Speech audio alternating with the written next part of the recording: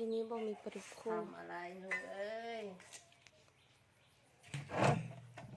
ปอกแม่ปอกมีหน้าที่ปอกแล้วปอก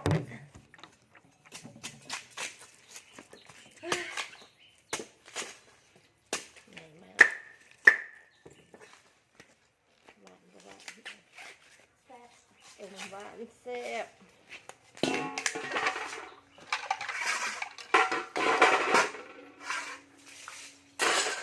ล้างมาทำอีกล้างมันมีขี้ตุ่มติดเด้พอล้างเอาสกอตเหล็กล้างทุกคนมันพันแข็งย้อนแล้วก็เป็นมาเลยล้างออกเวลาเขาปอกมันจะบ่เปื้อนเด้แมนบ่ล่ะ แม่นแล้ว ใส่ว่าแมนเลยเอ้ย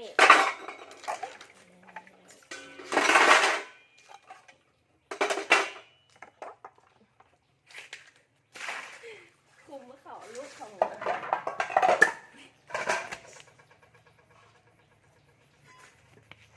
ไม่เป็นไรช่างตัดออกตัดตรงเราอันนี้เดี๋ยวนี้มาใส่เนาะ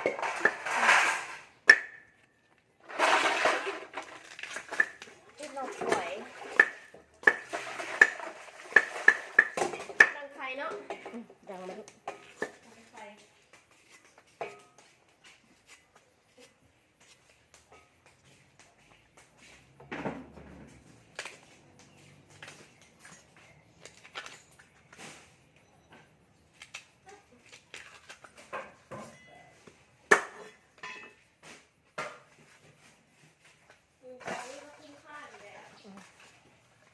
ช่วงโควิดก็หากินน้ำให้น้ำนา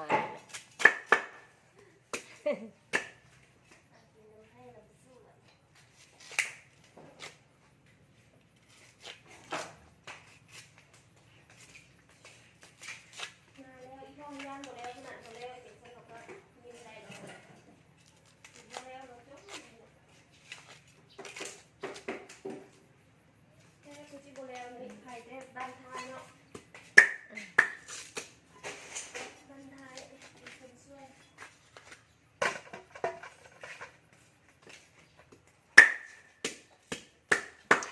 เสียแดง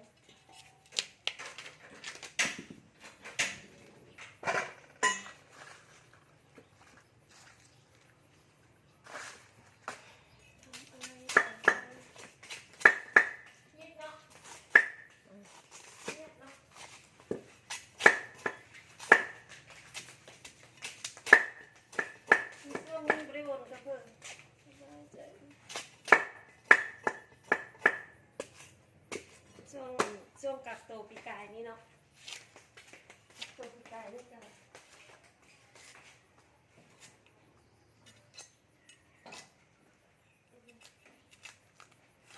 อยู่ไทยนี่ที่ห้องกี่ไทย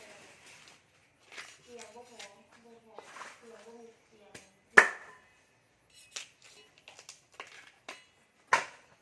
บ้านของนี่เป็นอะไร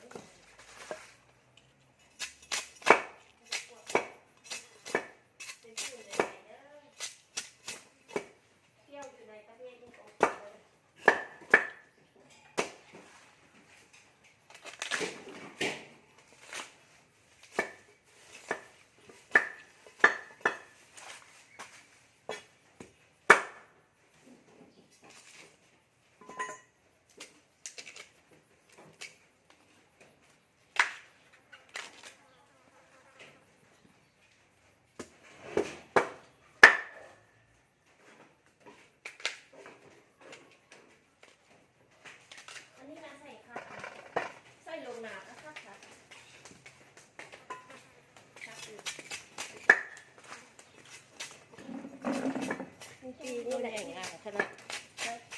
นอนใหญ่งามต้มบักหวานๆนี่นะแซ่บคั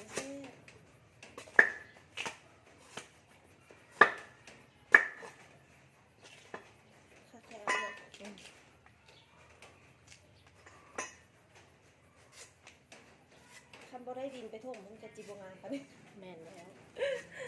ดินไม่ต้องจ่าได้ไม่คนรู้ดินไปถมเพื่อ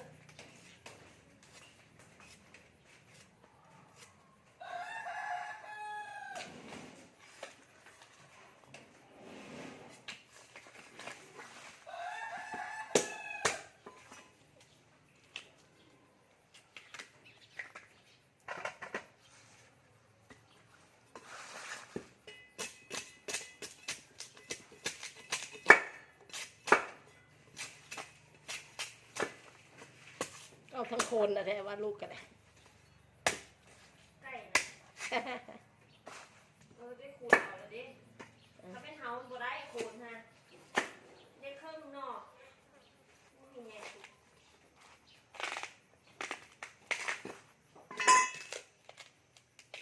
อัดประตู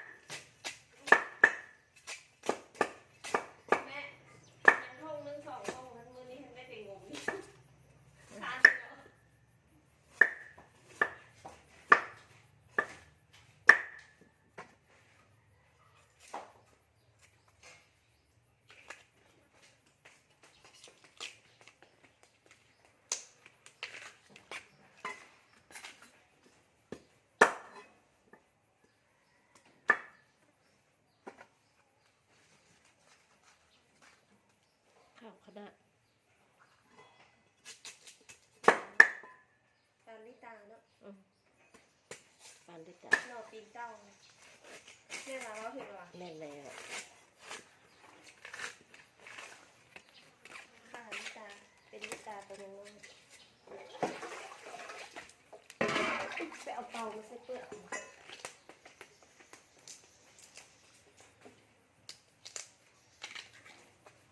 เสื้อเปลือกไปให้งัวกินลูก เอ้ยมื้อนั้นบ่ได้ถ่ายเขาดับไฟเข้าไงไฟกลางเลยจับกระบุงไปมันอยู่ถึงคุณมันเลี้ยวมันแล่นเลยทางนี้มันถอกเขี้ยวถอกมันก็เล่นทางนี้เลยย่านมีสูตรคนเมื่อกินเริ่มมากว่าไก่ก็บ่ได้ใดน้ำใส่กลางนาให้มันกินได้ปะ ทางน้ำจะให้มัน ทาง แห้ง น้ำหนังแห้งก่อ งัวน้อยมักกินน้ เมื่อเนี่ยเอากาไปใส่ในกระไดน้ำมันก็มากินน้ำหมด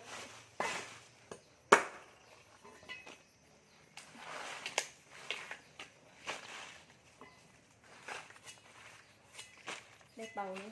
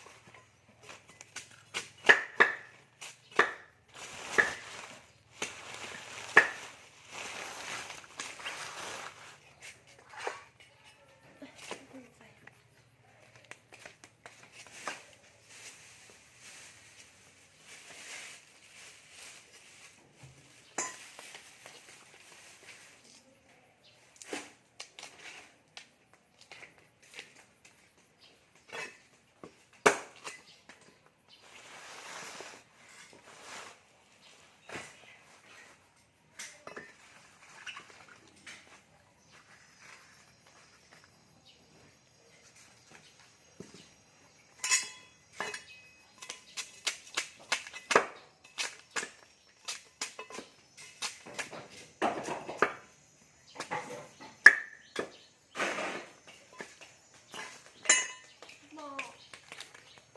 น้อยหน่อยนะเนี่ยโอ้เอาไปนาเอาใส่นา ำเอาด้วยไม้เอ้ย คอยต้องไปเอาหน่วยใหม่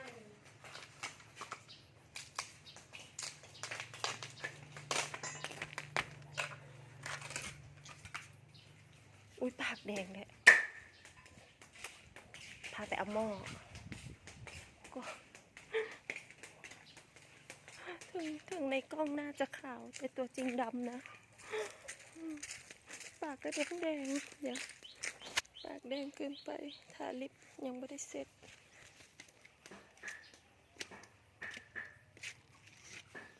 กล้องเขาดีจริงๆ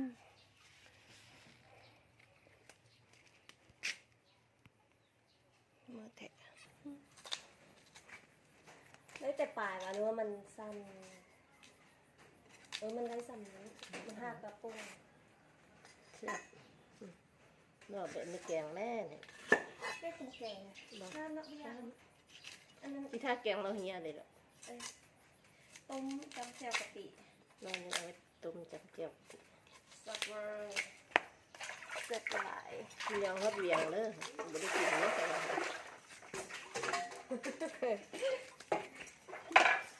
ยังคืดจีนี่ดิเอาคันเอาลงต้องได้เอ็นนี่เอี่ยปาสิฮะเอาลงนี่เอี่ยปาอีแล้วเนี่ย บ่มีของเพิ่นก่อนนอนเยอะเป็นสิข้าเจ้าบ่เอาดินท่มคือว่า อันที่อันนั้นบ่ท่าท่มแล้วมันซ่านหากขึ้นแล้วมันขึ้นโคนไว้ขี้ดำๆเวลาเขาขุดเอาย่างมัน ห้ากแปลว่าอันห้ากมันทั้งซ่านไหวเด้เนาะ ซ่านไว้ ห้ากมันไปไหว ไปไว้บ่คือดินเขา เป็นขี้ดินห้ากมันไปไหวคันจะใส่ปนดินหนิดนึง แม่น ใส่แต่มันบ่ได้ ว่าบ่แม่นว่าเขามีขี้ทรายเอาขี้ทรายซื้อคักหลายเนี่ย ที่ใส่ล่ะ ได้ขี้ทรายเขาขุดมันพุ่งย่อยๆมันซ่านบ่ได้ขี้ทรายพุ่งย่อยๆคักหลายขี้ทรายขุดก็ง่ายขี้ดินก็ฟืด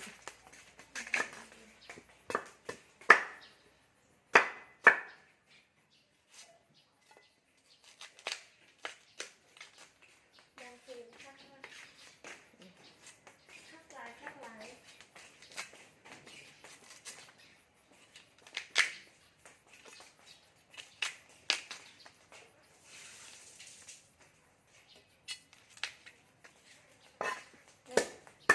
ซื้อโซ่มันเคยซื้อโซ่มาสิไข่ก้นแบบนี้ ซื้อมาให้แม่ได้ไหม สั่งเอาอันนี้จะสั่งอันเพจนางอันนั้นอยู่ไทยเขาก็ส่งกาแฟดีอยู่ราคาก็พอฟังจักสิบป่ะซื้อแค่สิบนี่หว่านี่เขาเดียว คุ้มซื้อจีนึงค่ะ มันคุ้มมันก็คุ้มเขาก็เบิ่งตามเพจเขาเพจบางเพจมันก็เอาของดีมาขายกันมันก็เป็นซิปจังสิก็ฮักซิปมันก็ฮักโซซีนานแตกอยู่เนาะก็ซีนานนั่นอยู่แต่ฮักบ่มั่นใจนะเนาะ 10 ล้านบาท โอ้มั่นใจ บ่ซื้อ10ข้างก็ บ่เคยมีต้องซื้อบางเกลือใส่แล้วความมั่นใจไม่แน่น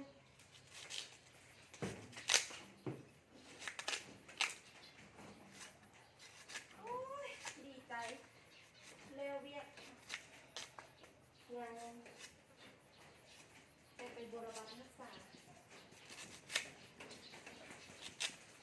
จะไม่ฝนกระตกแล้วฝนตกเขาก็ทางไปเปรี้ยงน้ำใส่ไปเว้าน้ำคันให้คันนาฮะ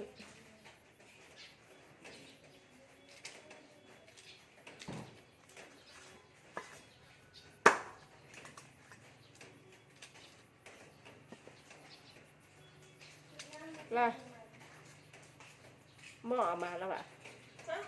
หม้อเอามาแล้วอ่ะ อุ้ยค้างเรียบร้อย ล้ างแล้วเอาไปลงเลยเพราะว่าดังไฟมันไม่เลยลุกแหง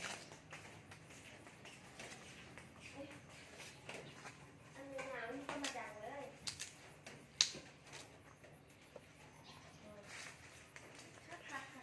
เลย เอาไว้นี่นะอย่าดังเลยอันนี้เดี๋ยวเอาไปป่องหน่อเลยเอาไปไว้ใช่ไหมเอาไว้ลุ่ม นี่มันยังเยอะแยะอยู่อันสั้นเขาก็เอาเป็นสมาชิก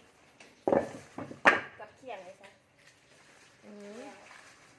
ป่องหน่อฟันจะเขียงไปได้เสียเขียงยังบ่แล้วยังกินได้จิ้มอยู่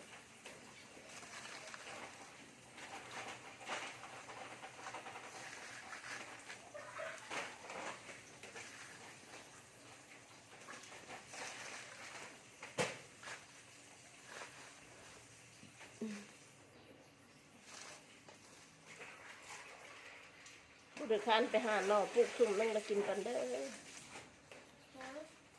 คันคนข้านไปหาหน่อปลูกซุ่มนั่งละกิน